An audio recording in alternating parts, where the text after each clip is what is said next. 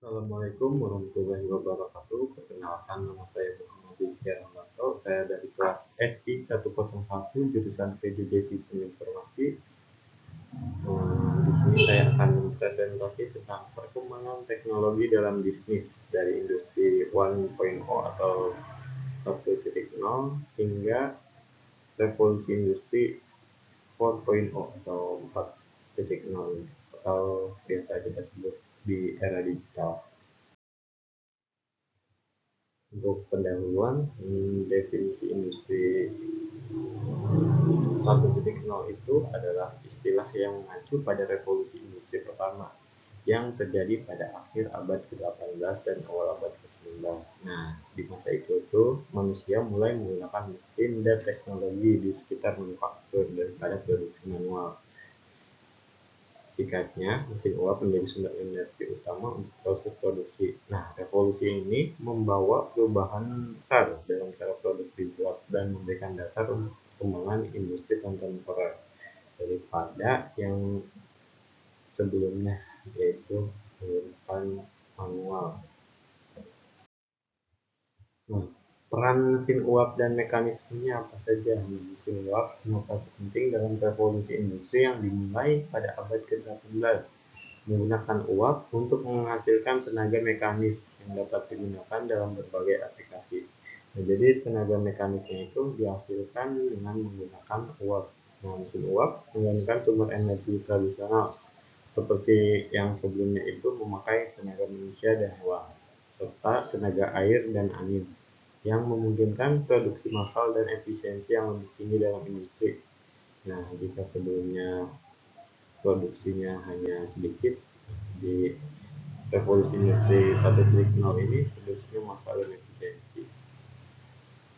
Mekanisme merujuk pada penggunaan mesin dan perangkat elektronik untuk menggantikan pekerjaan manual dalam proses produksi dan aktivitas lainnya.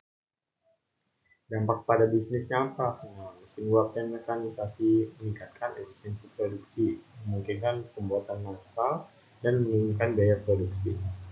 Nah, peningkatan produktivitas mendorong pertumbuhan ekonomi yang pesat, membuka peluang baru, dan meningkatkan daya saing perusahaan.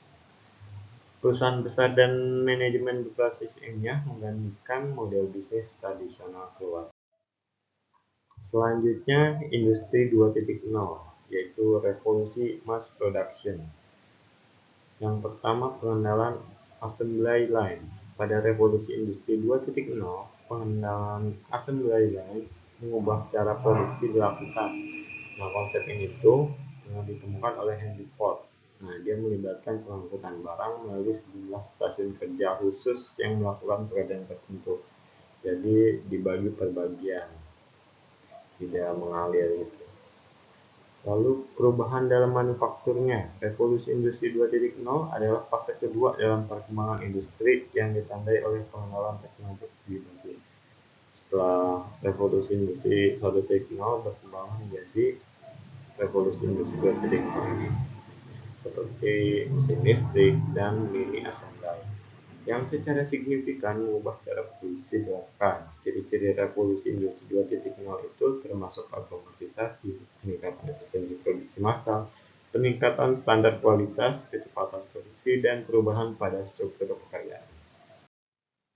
Nah, dampaknya pada efisiensi bisnis di revolusi industri 2.0 ini meningkat karena pengenalan teknologi baru, otomatisasi, dan praktik produksi massal. Perubahan ini mencakup peningkatan produktivitas, pengurangan biaya produksi, produk yang lebih baik, dan peningkatan kecepatan proses bisnis. Lalu selanjutnya di industri 3.0, revolusi teknologi informasi. Nah, jadi ketika komputer dan otomasi muncul ini, itu disebut dengan revolusi industri 3.0. Komputer dan otomasi muncul dalam revolusi industri 3.0 untuk menunjukkan betapa pentingnya teknologi komputer dan otomatisasi dalam mengubah industri.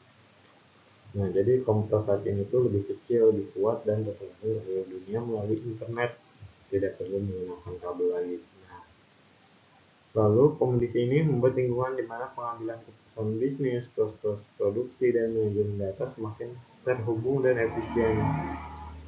Penyerapan teknologi digital secara menyeluruh dalam berbagai sektor kehidupan dan industri merupakan tanda dari revolusi industri 4.0.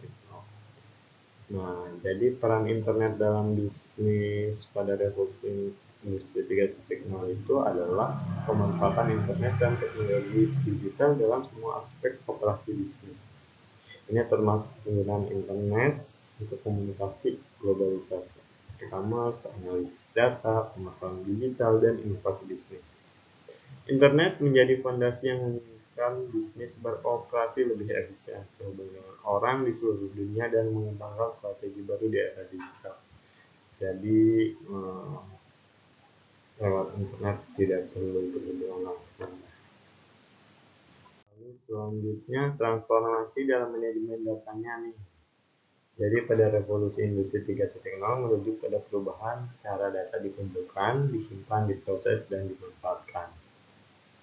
Dalam konteks bisnis dan industri, ini melibatkan pemanfaatan teknologi canggih seperti big data, cloud computing, Internet of Things atau biasa kita sebut IoT, dan analisis data lanjutan untuk meningkatkan efisiensi, pelanggan yang lebih baik, serta inovasi dalam strategi bisnis. Nah, untuk keamanannya itu juga menjadi fokus utama untuk melindungi informasi bisnis dari ancaman yang mungkin terjadi. Dan transformasi ini menciptakan lingkungan di mana data menjadi sumber daya yang sangat berharga dan memainkan peran penting dalam strategi bisnis modern untuk mengambil keputusan. Selanjutnya itu yang terakhir kita akan bahas industri 4.0 atau biasa disebut revolusi industri terkini. Nah, yang pertama saya akan bahas IoT dulu, Internet of Things dan sensor. Dalam revolusi industri 4.0, IoT didefinisikan sebagai jaringan perangkat fisik yang terhubung ke internet, berkomunikasi satu sama lain, dan berbagi data tanpa interaksi manusia. Maksudnya berbagi data tanpa interaksi manusia. Lalu sensor, komponen utama IoT, berfungsi sebagai perangkat yang mendeteksi dan mengukur perubahan dalam lingkungan fisik dan memberikan data real time untuk analisis dan pengambilan keputusan otomatis dalam berbagai konteks industri dan bisnis, yaitu mengubah sinyal analog ke dalam digital atau sebaliknya. Lalu ada kecerdasan buatan atau biasa sekarang kita sebut itu AI dalam bisnis. Nah, dalam revolusi industri 4.0, AI adalah penggunaan teknologi yang memungkinkan komputer dan sistem melakukan hal-hal yang membutuhkan kecerdasan manusia, personalisasi, pengembalian produk, otomatisasi pintar, dan analisis berkelanjutan. Lalu manufaktur pintar dan fleksibilitas nih selanjutnya. Nah, dalam revolusi industri 4.0 ini, penerapan teknologi canggih seperti otomasi, robotika, IoT, analisis data, dan pemilihan prediktif adalah bagian dari manufaktur pintar.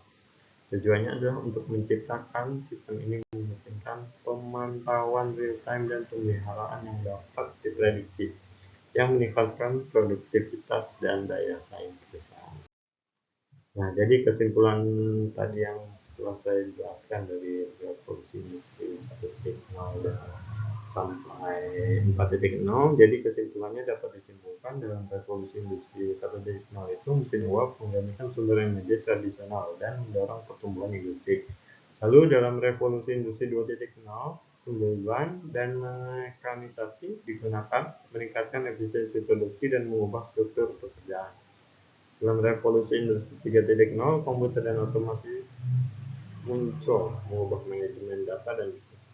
Nah, lalu selanjutnya dalam revolusi industri 4.0, IoT memasuki manufaktur pintar secara umum. Perjalanan revolusi industri menunjukkan perkembangan teknologi dan inovasi dalam berbagai aspek kehidupan dan bisnis. Cukup sekian.